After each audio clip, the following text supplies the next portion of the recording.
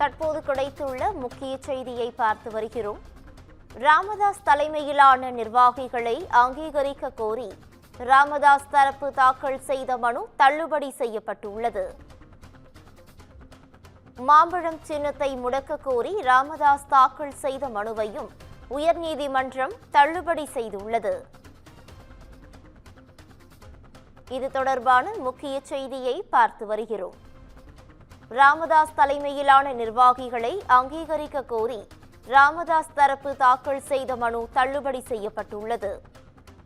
மாம்பழம் சின்னத்தை முடக்க கோரி ராமதாஸ் தாக்கல் செய்த மனுவையும் உயர்நீதிமன்றம் தள்ளுபடி செய்தது. இது தொடர்பான முழு விவரங்களோடு எமது சிறப்பு செய்தியாளர் காயத்ரி இணைப்பில் இணைகிறார். காயத்ரி, வணக்கம். இது தொடர்பான முழு விவரங்களையும் பதிவு பண்ணலாம். வணக்கம் பவித்ரா. பாமக நிர்வாகிகள் ராமதாஸ் தலைமையிலான நிர்வாகிகளை அங்கீகரிக்க கோரி ராமதாஸ் தரப்பு தாக்கல் செய்த மனுவை சென்னை உயர்நீதிமன்றம் தள்ளுபடி செய்திருக்கிறது. மாம்பழம் சின்னத்தை முடக்க கோரி ராமதாஸ் தாக்கல் செய்த மனுவையும் சென்னை உயர்நீதிமன்றம் தள்ளுபடி செய்திருக்கிறது. எனவே இரு வழக்குகளையும் விசாரணைக்கு உகந்ததல்ல என்று கூறி சென்னை உயர்நீதிமன்றம் தள்ளுபடி செய்திருக்கிறது. மேலும் இது தொடர்பாக நீதிமன்றம் பல கருத்துக்களை தெரிவித்திருக்கிறது. குறிப்பாக உள்கட்சி விவகாரம் தொடர்பாக உரிமையியல் நீதிமன்றத்தில் நிலுவையில் உள்ள வழக்கில் நிவாரணம் தேடிக்கொள்ள வேண்டும் என்கிற அடிப்படையில் நீதிமன்றம் ஒரு உத்தரவினை பிறப்பித்திருக்கிறது.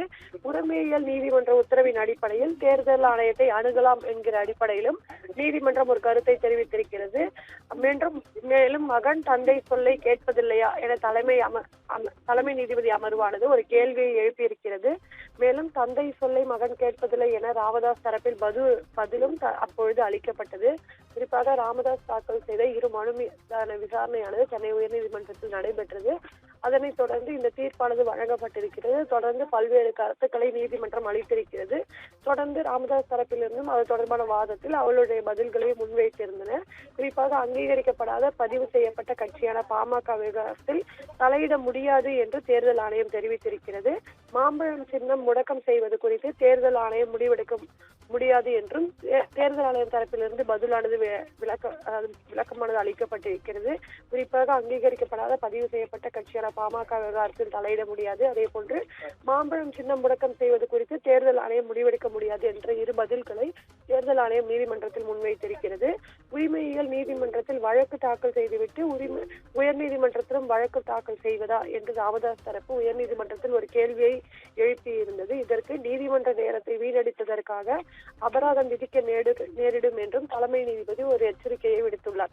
குறிப்பாக ராமதாஸ் தாக்கல் செய்த இரு மனுக்களை தள்ளுபடி செய்து தற்போது சென்னை உயர்நீதிமன்றம் உத்தரவிட்டிருக்கிறது. ராமதாஸ் தலைமையிலான நிர்வாகிகளை அங்கீகரிக்க கோரிய மனுவையும் மாம்பழம் சின்னத்தை முடக்க கோரிய மனுவையும் தள்ளுபடி செய்து தற்போது சென்னை உயர்நீதிமன்றம் ஒரு உத்தரவினை பிறப்பித்திருக்கிறது. பவித்ரா,